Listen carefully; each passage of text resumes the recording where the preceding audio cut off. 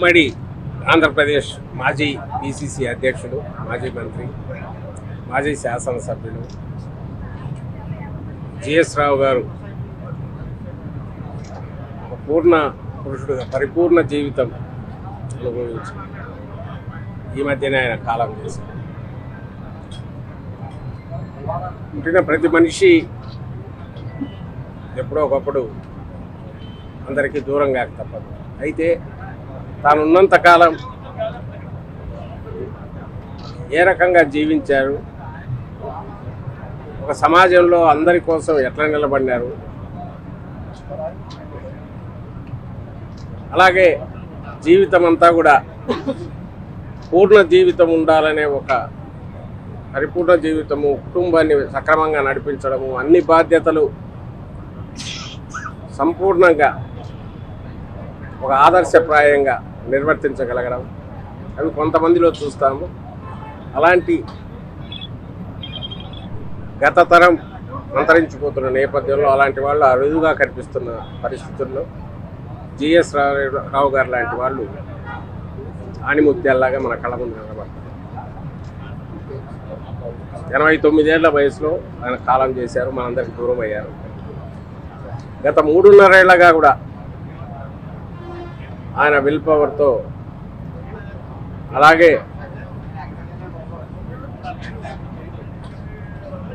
మృత్యువుతో పోరాడుతూ వచ్చారు. ఎక్కడ కూడా చిన్నపాటి ఇది కూడా చూపించకుండా, జడవకుండా తన ముందు ఇంకా చాలా జీవితం ఉందన్నట్టుగా మనవళ్లను, కొడుకులు, కూతురు, మనవళ్ళు, ముని మనవళ్ళను కూడా చూశారు. అలాగే కుటుంబం మొత్తం కూడా ఆయనకు అండగా నిలబడింది. ఆయన కుటుంబాన్ని ఒక పచ్చటి దీని కింద ఆయన నిలబెట్టి ఆ కుటుంబం మొత్తం చివరి క్షణం వరకు ఆయనతో నిలబడింది. అలాగే సమాజం విషయంలో కాపునాడు అధ్యక్షుడిగా తొలితరం కాపునాడు ఉద్యమం రూపంలో ఇంకా కాపునాడుగా అవతరించక ముందు నుంచి కూడా కాపునాడుగా అవతరించడంలో కూడా కీలక పాత్ర పోషించి ఒక కాపు ఉద్యమ నాయకుడు కూడా చెరగని ముద్ర వేశాడు. అలాగే కాంగ్రెస్ పార్టీ అధ్యక్షుడిగా క్రియాశీలక రాజకీయాల్లో పివి నరసింహారావు గారు లాంటి వారితో వారి సన్నిహిత అనుచరుడుగా, రాజశేఖర రెడ్డి గారితో సన్నిహిత సంబంధాలు కలిగిన నాయకుడిగా తాను ఎంతోమంది అప్పటికి సీనియర్ నాయకులు, జాతీయ స్థాయి నాయకులతో వాళ్ళతో కలిసిమెలిసి తిరిగారు. తర్వాత తరం వాళ్ళను కూడా చాలామందిని తయారు చేశారు. అలాగే తన రాజకీయ పరంగా తనది నుంచి ఒక రకమైన రిటైర్మెంట్ తీసుకున్నాక తన కొడుకును శ్రీనివాస్ గారిని కూడా రాజకీయాల్లోకి తీసుకొచ్చారు. తాను ఓ ప్రశాంతంగా అంతే నిష్కామ కార్మికుడిలాగా తన వంతు పాత్ర పోషించి ఆ తర్వాత ఒక పీస్ఫుల్ రిటైర్మెంట్ దీంట్లో కూడా ఉన్నారు. ఎక్కడ ఉన్నా అందరికి ఆదర్శప్రాయుడిగా నిలిచారు. ఇప్పుడు చూస్తుంటే మనకు ఇంకా కళ్ళ ముందు చాలా సాక్షాత్కరిస్తున్నాయి. అప్పట్లోనే ఆయన డిగ్రీలు సాధించడం కానీ, అర్లీ ఏజ్లో దేశమంతా తిరగడం కానీ, ఇవన్నీ కూడా ప్రతి ఒక్కరికి ఇన్స్పైరింగ్గా, స్ఫూర్తిదాయకంగా ఉన్నాయి. ఎందుకంటే ఆ తర్వాత ఇటీవల కాలంలో 5-10 ఏళ్లకే తరాలు మారిపోతున్న నేపథ్యంలో వాళ్ళ గురించి మనం తలుచుకోవడం, వాళ్ళ బాల్యం, యవ్వనం, అలాగే ప్రజా జీవితంలో వాళ్ళు ఎట్లా గడిపారు, ప్రజల కోసం ఎట్లా నిలబడినారు, ఇవన్నీ కూడా ఈ తరం భావితరాలు కూడా తలుచుకోవాలి. అవి స్ఫూర్తిదాయకంగా ఉంటాయి, అవి ఆదర్శప్రాయంగా ఉంటాయి. అందులో జిఎస్ రావు గారు లాంటి వారి జీవితం ఒకటి. ఆయన ధన్యజీవి.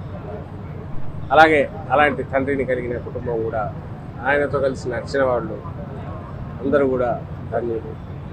పరిపూర్ణ జీవితం పూర్తిగా ఆస్వాదించి కాలం చేసిన జిఎస్ రావు గారి ఆత్మ శాంతి కలగాలి. అలాగే ఆయన కుటుంబం కూడా పూర్తి ధైర్యంతో ముందుకు ఉండాలి. అందరూ ఎంతో ఉన్నారు, వాళ్ళకు కూడా నా ప్రగాఢ సానుభూతిని తెలియజేస్తున్నాను. ఆ తర్వాత పార్టీ రాజకీయ పార్టీ అన్ని కులాలకు సంబంధించి అన్ని కులాల సమాహాకరంగా ఉంటుంది ఏ రాజకీయ పార్టీ అయినా. ఉద్యమం అనేది ఆయా కులాల తరఫున ఎక్కడైతే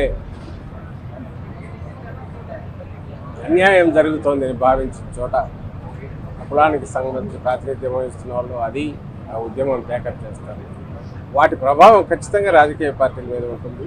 కుల పార్టీతో సహా వాటిని గుర్తించి రెక్టిఫై చేసి ఆ అసంతృప్తికి కారణం ఏది అనే దాన్ని కూడా అడ్రస్ చేయాలనే ఒత్తిడి తీసుకురావడానికి ఉద్యమాలు పనిచేస్తాయి. అలాంటి ఉద్యమాల్లో కూడా ముద్రగడ గారు అయితేమి, జిఎస్ రావు గారు అయితేమి వీళ్ళు కాపు సంక్షేమం కోసం వాళ్ళు చేసిన కృషి ఎక్కడికి పోదు.